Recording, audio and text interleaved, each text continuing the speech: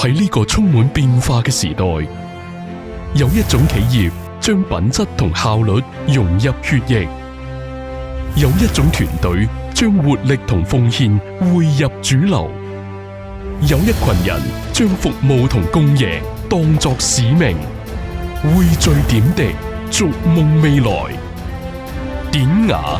用創新嘅思維演繹企業新征程、高質量發展之路。傳統匠心耦合現代科技。東莞市典雅五金製品有限公司於1997年成立於深圳，公司佔地面積2萬多平方米，建築面積於5萬多平方米，坐落於中國製造名城東莞市。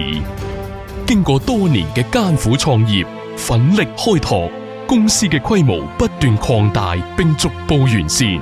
現有員工600餘人，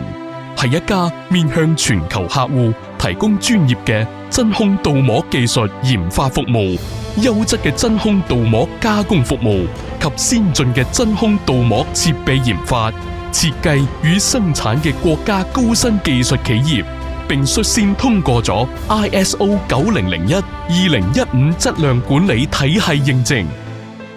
現已擁有多條自動化生產設備，先後引進咗全自動真空鍍膜設備100多台。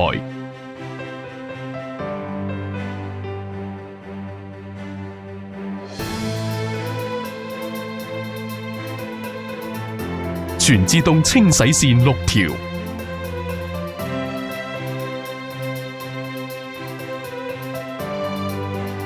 多個萬級無塵潔淨車間，並配套周邊輔助生產設備。公司按照省級工程研發中心標準建立嘅研發實驗室，配備研發型鍍膜設備多台，用於新產品新膜層嘅開發。同時配備有 HV 硬度測試儀、鹽霧測試儀、恒溫水浴鑊、接觸角測試儀、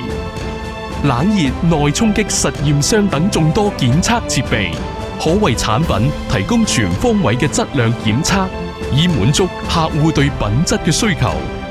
目前產品主要涵蓋 3C 產品鍍膜、鐘錶產品鍍膜、珠寶首飾鍍膜、高爾夫球頭鍍膜。業務遍及國內30多個城市同地區及美國、俄羅斯、日本、西班牙等眾多海外市場。